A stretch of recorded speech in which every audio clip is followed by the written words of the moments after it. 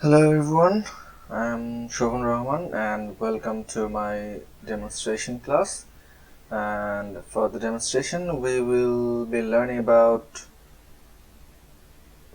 vector quantities. Okay, so what happens in physics? In physics we measure things, right? So we calculate things, and what kind of things, you might ask. We mostly, sometimes we might be interested in the height of the Eiffel Tower, for example, or we might be interested in how heavy a stone is. Okay, or we might be interested in how fast a car is moving. Okay, or where a store that you regularly go to is moving to. So these are the quantities, for example. So let's look at the answers. Height of the Eiffel Tower, roughly 330 meters. How heavy a stone is, let's say it's 5 kg. How fast a car is moving, okay, let's say that it's moving at 50 kilometer per hour to the north. Okay, and where a store is moving to, okay, let's say it's moving to 100 meter east of the Madison Avenue.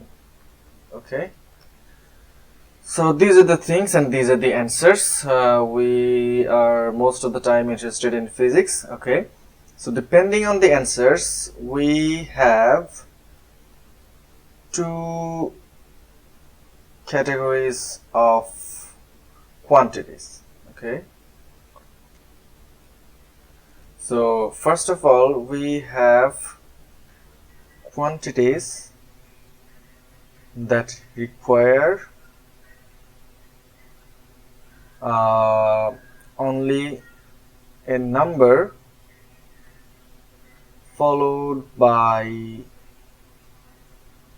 a unit to fully express, and we call these quantities, we call them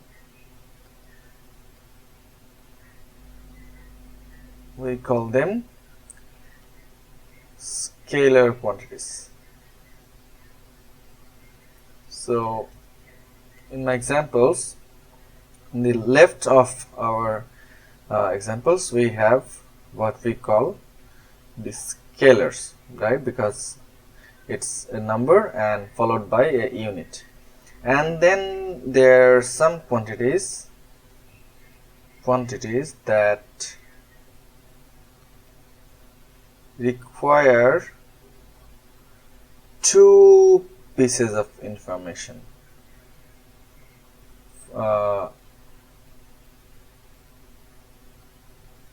One is the magnitude and the other is the direction, and we call them vector quantities. So on the right side of the screen, we have what we call the vectors, because we have a number of sort and some sense of direction to the north or east of the Madison Avenue and things like that. Okay, so from this we can kind of give a somewhat naive definition of vectors. Okay, so naive definition would be quantities that have one a magnitude, and by this we mean that is how far or how much, things like that. And then we need another information, a direction, and by direction we mean like at which direction or at which angle relative to something. We'll look into that later, but anyway, so this is the naive definition of vectors, and we can actually express vectors. We can represent vectors in two ways. One would be a graphical representation based more on geometry, and the second one is algebraic representation. Okay, so we will first be talking about the graphical representation. Okay, so number one, graphical representation. So how we represent a vector graphically is we represent it by an arrow related to some point of origin, or at least some point, and then at that point we construct a reference frame of some kind. So we represent vectors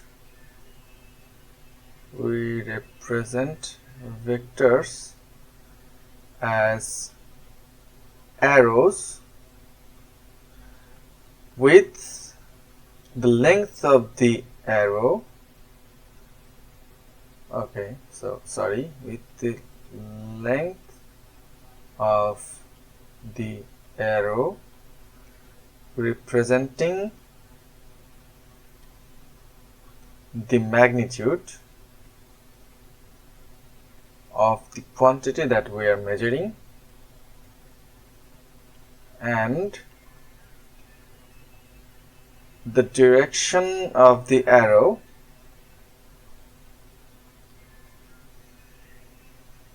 representing the direction of our quantity, representing the direction of our quantity. Okay, so this is our vector. I might want to give one example. For example, if I say that a car is moving at like 5 km/h to the northeast. Okay, so how would we represent this quantity? This is a vector, so we might want to construct some directional axis. So this would be our north, this would be our south, this would be our east, and this would be west. So we represent a vector using this kind of arrow. So this arrow will have a length of 5 in units of km/h. So if we divide this into 5 equal pieces, we will get 1 km/h. So this is our vector. Let's give another example. If at a later time our car moves at 10 kilometer per hour, so what will happen? Okay, now to the northwest this time, so it will switch direction this way and it will have a double length because this is 5 and this is 10. So this is the second vector and this has a length of 10 in units of kilometer per hour. So this is the way we represent vectors graphically. Okay, now we will move on to the algebraic representation.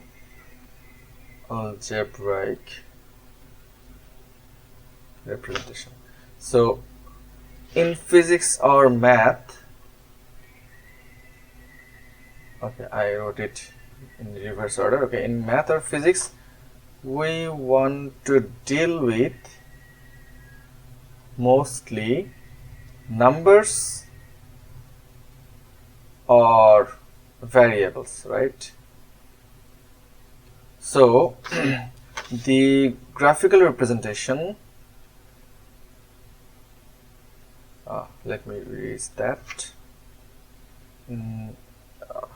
Making the same mistake again. In graphical representation, it's really good for visualizing or intuitively understanding the concept of vectors, but when it comes to mathematical manipulation, the algebraic representation is the most easier. So it's easier for mathematical manipulation. Okay, so we will understand this. What is happening? Oh, right, sorry, I'm pressing my eraser button. Anyway, so we will try to understand it with the help of the graphical representation, or by comparing with the graphical representation. Okay, so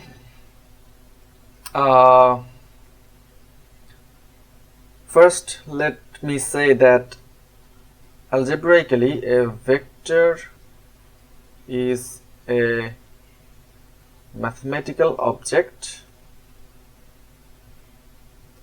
just like a number is a mathematical object or a variable is a mathematical object.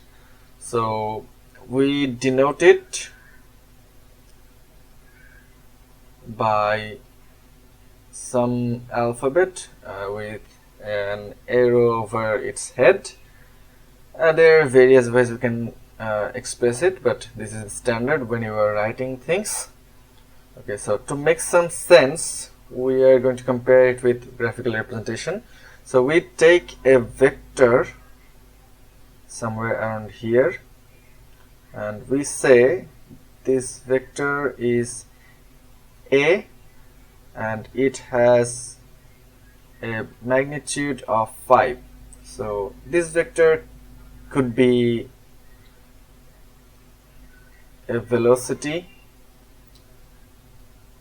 of 5 kilometer per hour, or it could be like a force of 5 Newton. It could be an acceleration, whatever. So this is a vector and we draw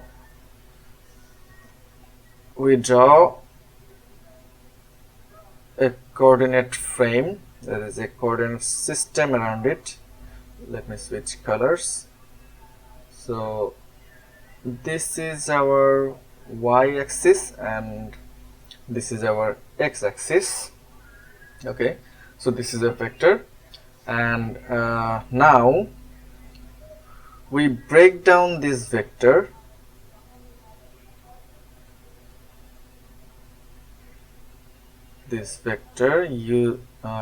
in what we will later call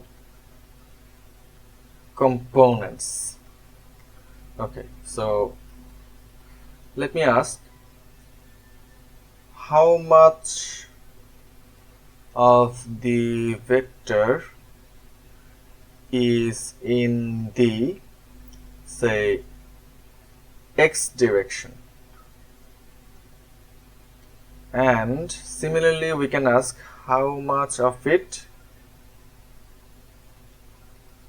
is in the, say, y direction. If we use a little bit of Pythagorean geometry, we will find out that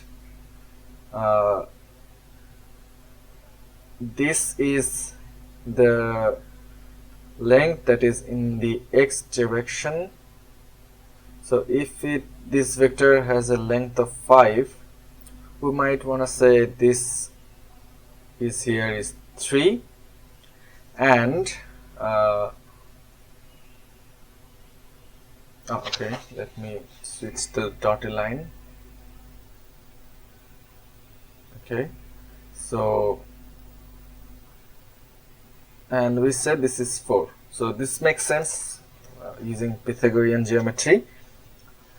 So we will say that this is 3 and this is 4. So these are the two numbers, 3 and 4. We call this the x component,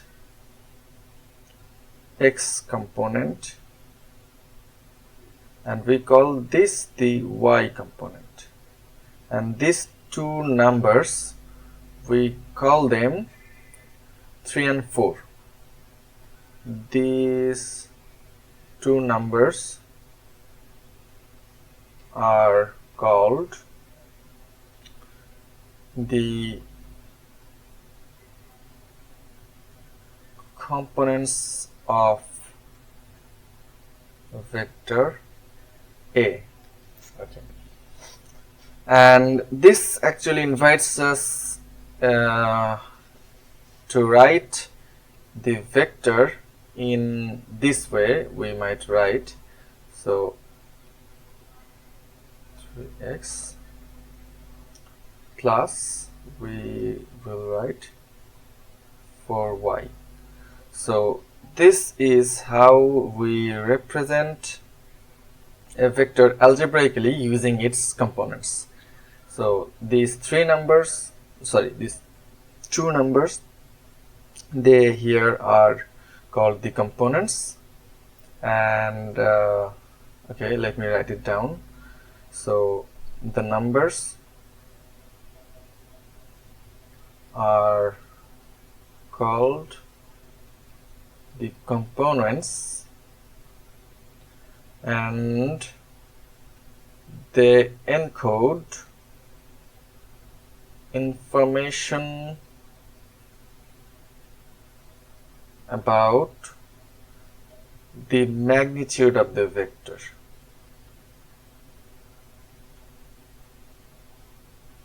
Okay, and then we have these things like with a hat on top of them, so x and y. Okay, we call them unit vectors,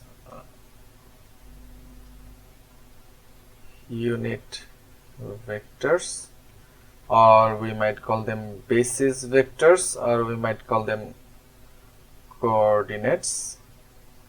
So this is how we combine the components with the coordinates to form the algebraic expression of vectors. Now there is one subtlety here I'd like to mention, is that these components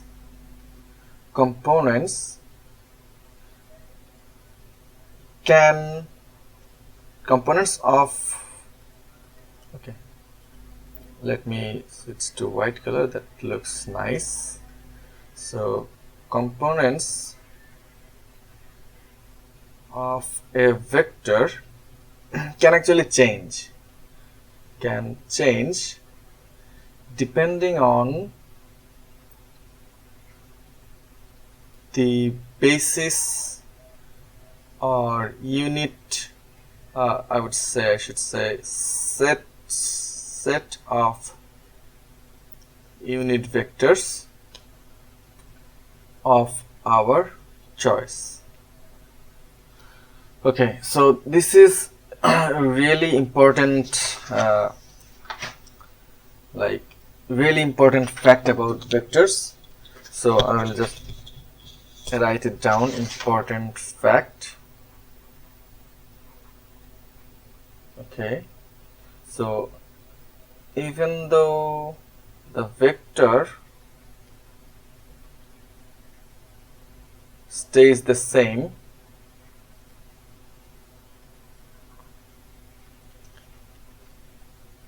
if we switch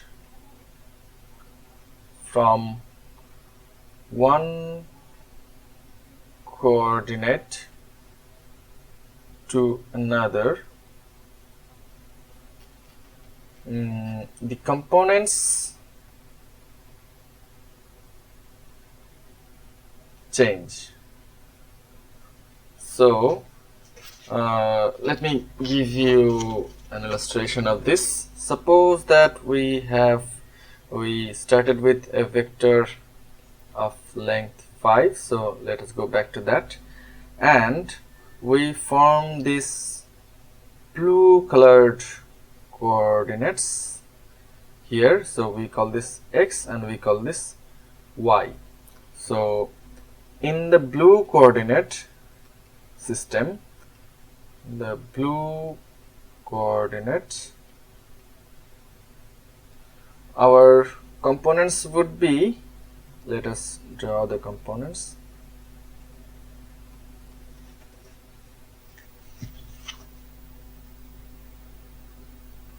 Oh, okay, so let us draw the components, this here and this here, and this would be, this is 5, let me do it with another color, this is 5, so this had 3 and this was 4. So we have the two components which are 3 and 4. Now we want to form, we want to construct, let's say, we want to construct a new coordinate system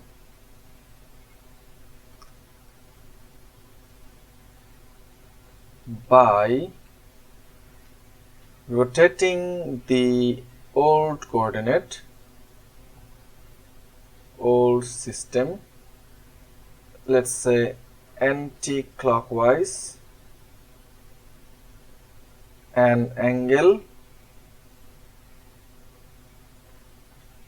theta equals 30 degree. Okay, so let us draw the new coordinate system. Now we will be drawing it with green color. So we rotate the y-axis by 30 degree and we rotate the, okay, it's not like that, we rotate the x-axis by 30 degree, and now we call these x prime and y prime. So it's clear that for this vector, the new components, so now this will go along the x direction and this will go along the y direction. So clearly these two are not 3 and 4. So how do we find these new components under this transformation? This is another question, but let me just sketch you sketch to you quickly. For example, we get the new coordinates. This is something called rotation matrix. So we have x prime, y prime. We will write them equal to, say, cos theta minus sine of theta minus, minus sine theta cos theta times our old coordinates, so which would be x and y.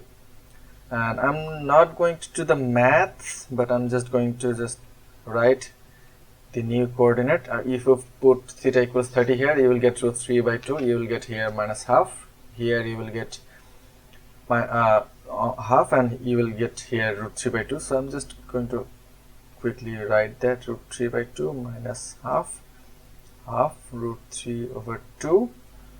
So this xy, and xy would be 3 and 4. And if you calculate this, you will find that this will be 0.6 and this will be 4.9. So this is our new coordinates, x prime and y prime, 0.6 and 4.9. But anyway, the point I'm trying to get across is that this is actually the heart. This is actually the heart of the definition of vectors, and this is what separates a vector from a scalar, right? So let me write it down. Under something called coordinate transformation, the thing that we just did, coordinate transformation, okay. The components of a vector, the components, remember this, the components chain of a vector change following a certain rule, the rule we just showed above. So even though the vector remains the same, the components change when we switch from one coordinate system to another coordinate system. This is called the coordinate transformation. So this is the actual definition of vector, and under coordinate transformation, a scalar does not change at all. And this is the actual definition of a scalar. So just let me give you a brief overview of why I am putting so much emphasis on this. So this actually tells us that if we somehow write any equation vectorially, that is using the vector notation, for example this equation here, v equals v naught plus a t. So if we can write an equation like this in vector notation, this will hold independent of the coordinate that we chose. So this will hold in any coordinate as long as it's inertial, independent of the coordinate system, as long as it's inertial. So this is something we'll see later, what's an inertial coordinate system. But the point is, this allows us to write equations that are coordinate independent. So if we can write an equation like this, we will be able to say that it holds in all of the coordinates that we can choose. So this is where the true power of the vector notation lies. So that's about it. Thank you everyone.